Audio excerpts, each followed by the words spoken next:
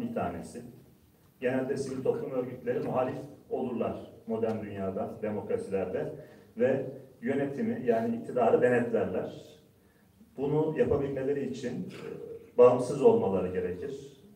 Hiçbir siyasi örgütün, partinin arka bahçesi olmamaları gerekir ki bu denetleme görevlerini hakkıyla yerine getirebilsinler.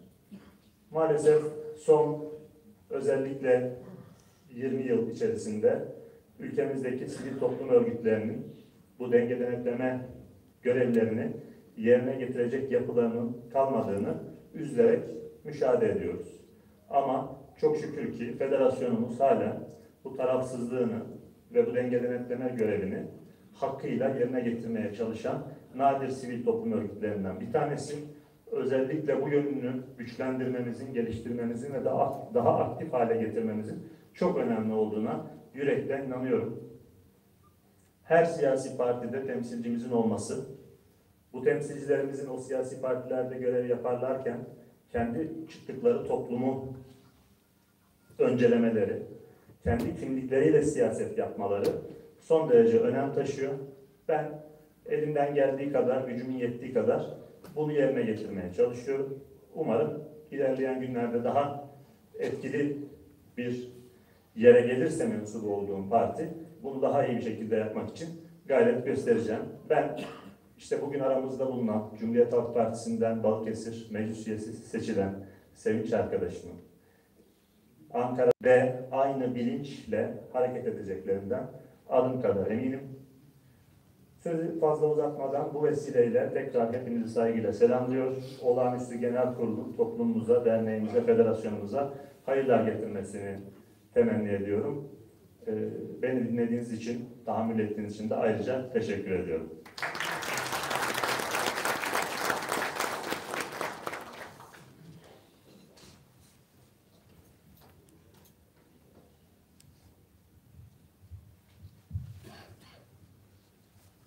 Sayın Hakan konuşması için teşekkür ederiz. Aramızda uzun yıllar Kafkas Dernekleri Federasyonu Genel Başkanlığı yapmış olan ve bu son yerel seçimlerde belediye meclis üyeliğini seçilen Yaşar Aslankaya da var. Eminim kendisinin de söylemek istediği bir söz vardır. Kendisi davet ediyor.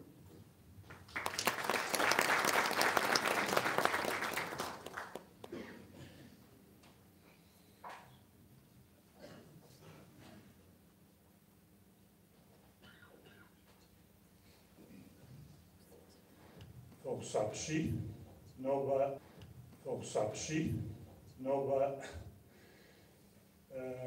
Şapkohur diş havsol özkosa nahırşam sivoşlar bakın solni kurep sarıklı sadan fızor fotoğraf. Rüyamda görsem bir siyasi kimlik tarifiyle bu kürsüye çağrılıp kendi soydaşlarıma konuşma yapmam istemiyor diye rüyamda görsem inanmazdım ama kader kısmet böyle bir şeymiş demek ki. Evet. Saygıdeğer büyüklerim, Abhazya'mızın çok kıymetli büyükelçisi Vadim Harazya, hanımefendiler, dernek başkanlarımız, kıymetli delegelerimiz, hepinizi saygı, sevgiyle selamlıyorum. Bildiğiniz gibi uzun süredir siyasetle ilişkilenmemiz gerektiği, kurumlarımızın kamuyla ilişkilendirilmesi gerektiğine ilişkin yaptığımız tüm toplantılarda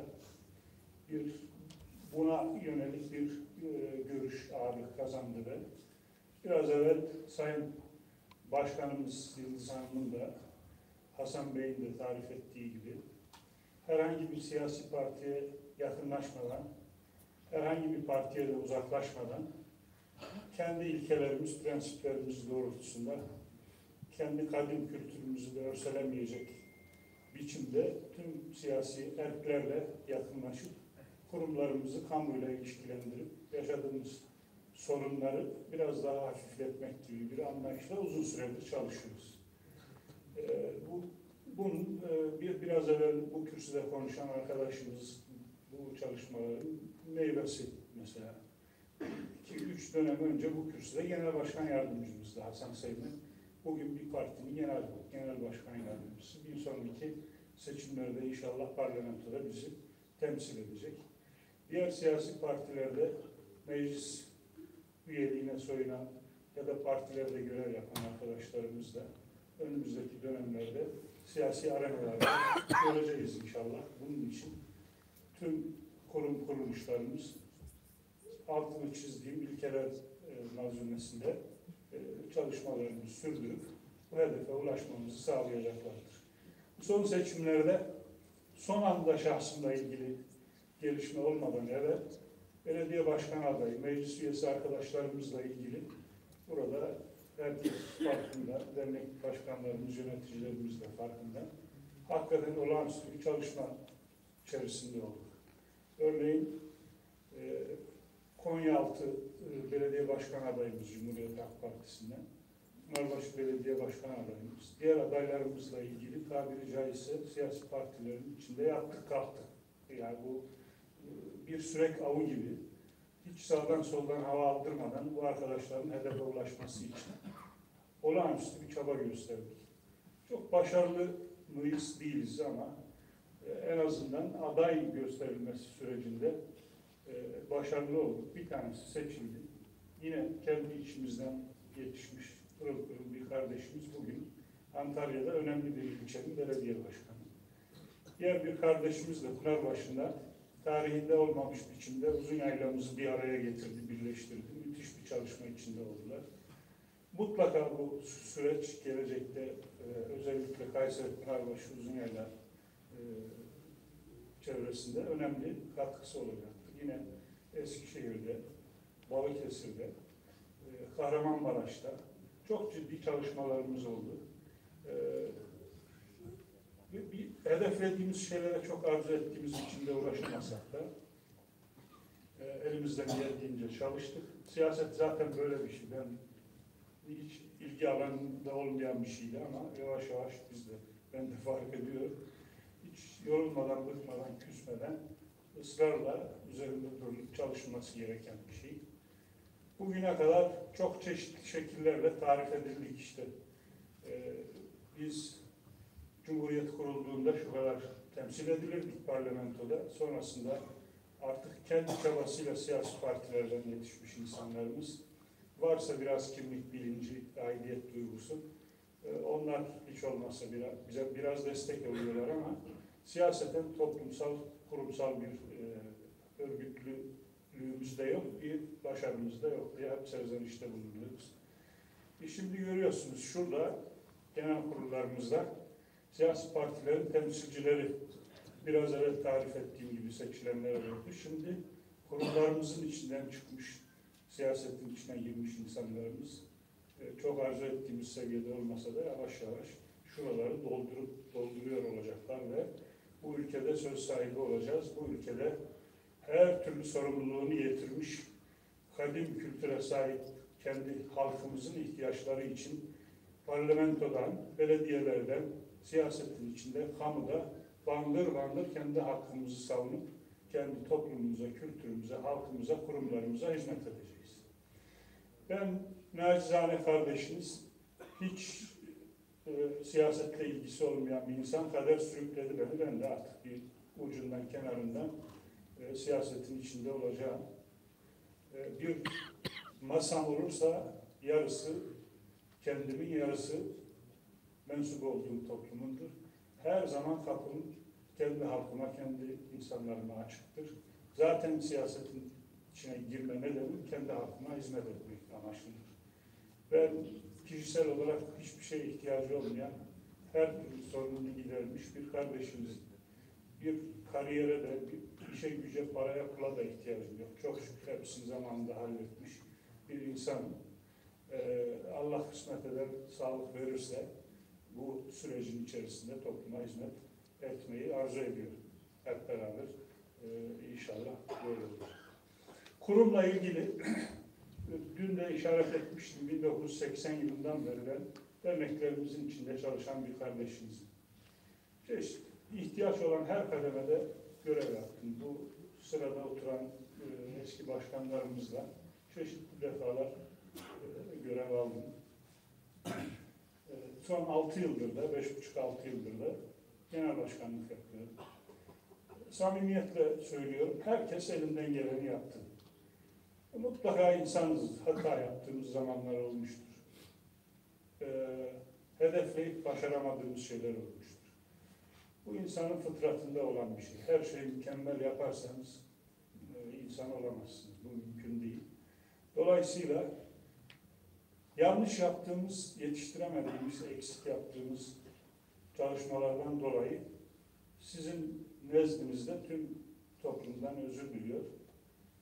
Diğer başarabildiğimiz şeylerle ilgili de kendi kurumunuzdan gurur duymanızı rica ediyorum. Ben şu ya da bu biçimde sözlü fark ederek etmeyerek kimin kalbini gönlüne kırmış, olumsuz bir dokunuşta bulunmuşsam kardeşlerime çok hepsinden şimdiden özür diliyor ve hakkımı helal ediyorum.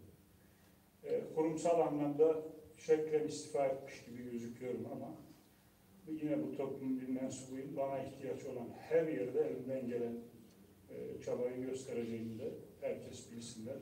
Siz de lütfen hakkınızı helal edin. Bütün büyüklerine, hanımefendilere, genç kardeşlerime biz farklı düşünebiliriz.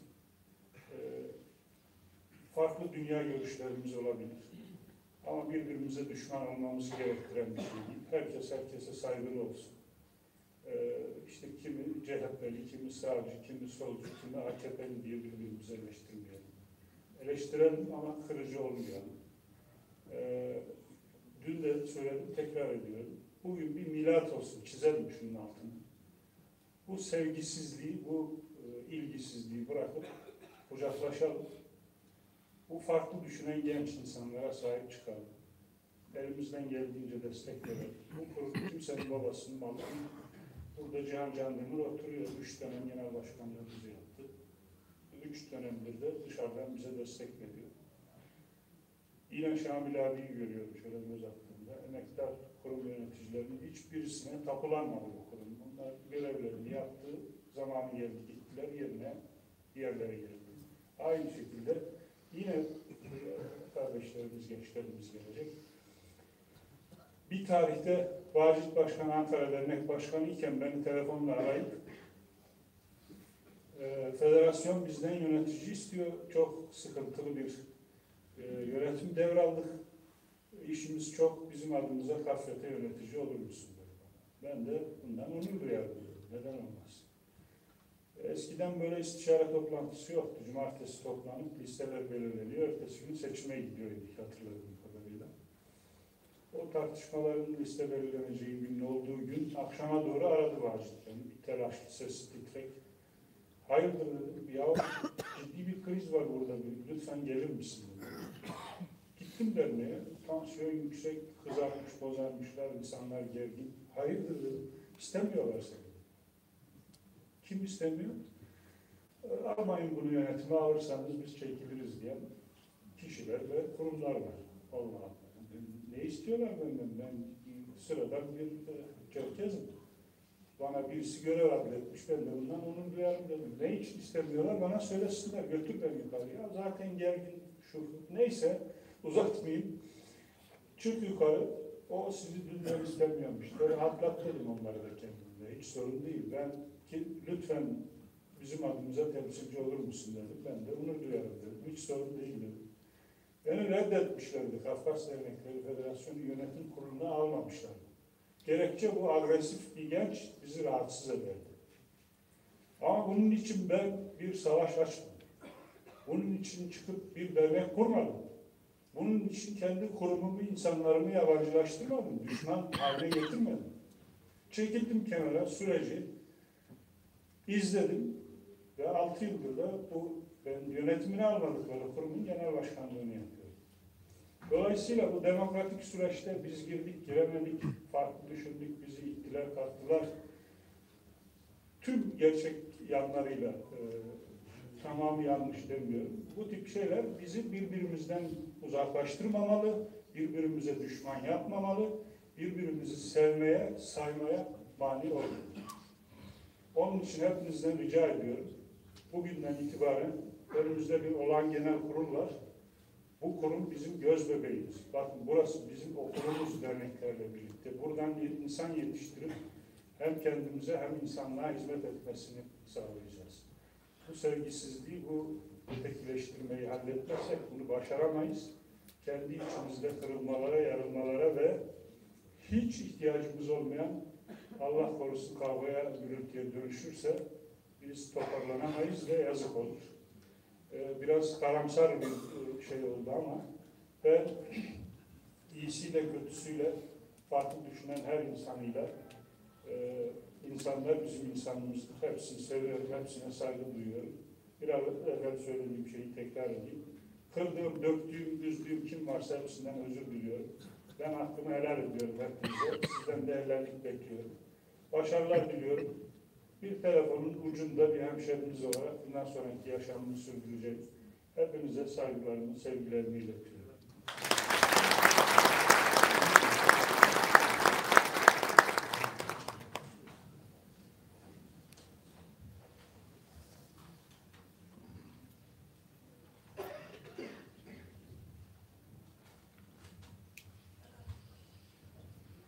Sayın Aslan Kaya'ya konuşması için teşekkür ederiz. Şimdi gündemin 5. maddesine geçiyoruz. Dünya Çerkez Ülke hakkında görüşmeler. Bu konu dün yapılan istişare toplantısında yer aldı, tartışıldı. Fakat tabii sonuçta belirleyici olan genel kurul bugünkü toplantımız.